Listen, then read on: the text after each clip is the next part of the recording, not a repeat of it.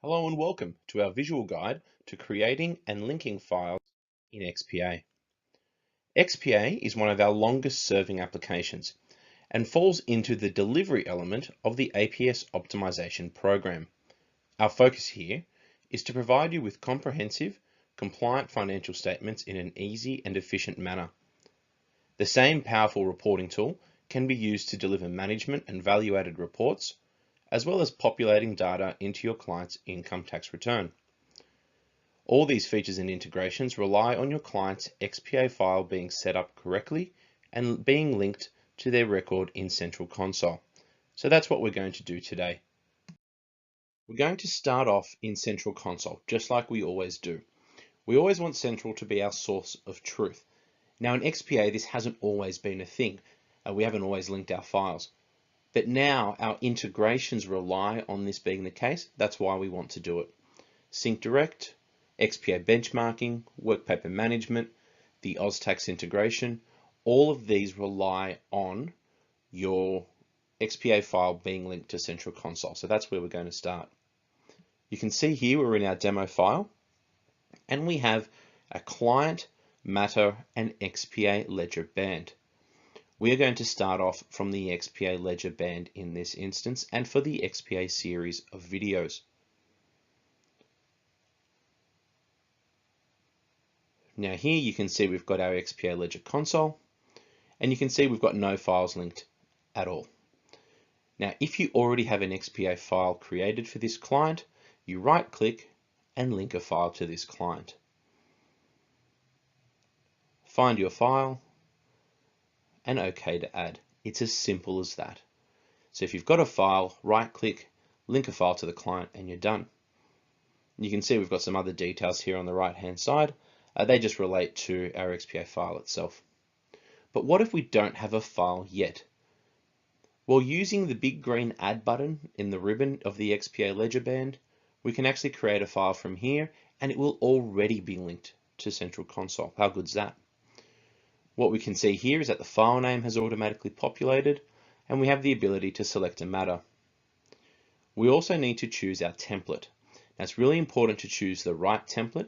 You need to choose an entity specific template, which will have financial reporting field and chart customizations, rather than a master chart or division or rental chart, which are used more for charts of accounts and tag sets.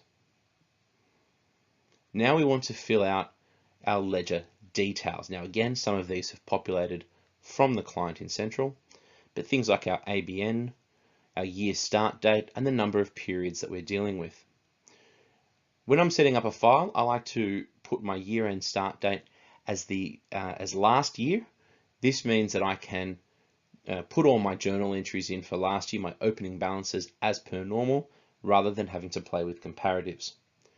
You can also choose whether the file should be a 1, 4, 12 period file, depending on if you want to do any management reporting or just year-end work. We also choose our entity type. This is really, really important. Our entity types can't change once we've started. Okay, our year start date and our entity types are both details that we cannot change once the file is in play. We can change the type of company, but we can't change from, say, a company to a trust. If I'm choosing periods, I can edit my period end dates using the period box. My reporting box gives me the ability to add any additional headings. I've got 4 custom headings there that I can use. For example, I might put in who the trustee of a particular trust is. I can also fill out the accountant's details. So who's signing these financials and what part or what position are they?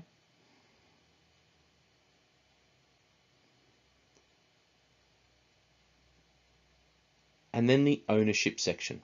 This is really important. Now from a company perspective, this is where I populate my directors.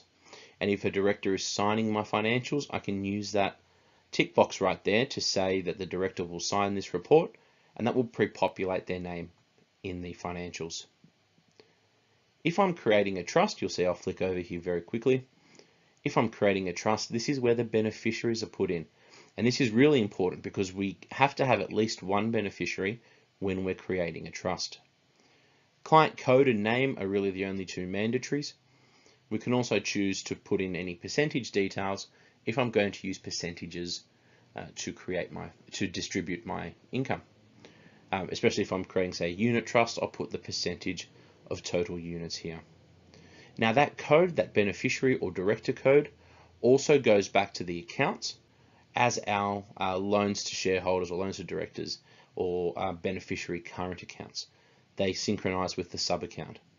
So 500,001 will be opening balance for beneficiary 1. 500,002 will be the opening balance for beneficiary 2.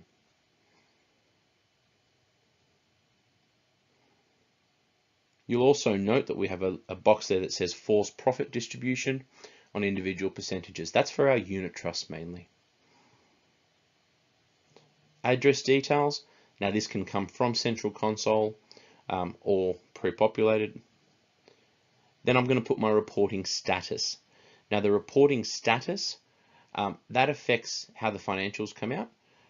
Basically, if we're preparing a general or special purpose financial accounts. And that's basically everything that we need to create this file. We now have a fully set up XPA file and we're ready to move on to the next stage of the process.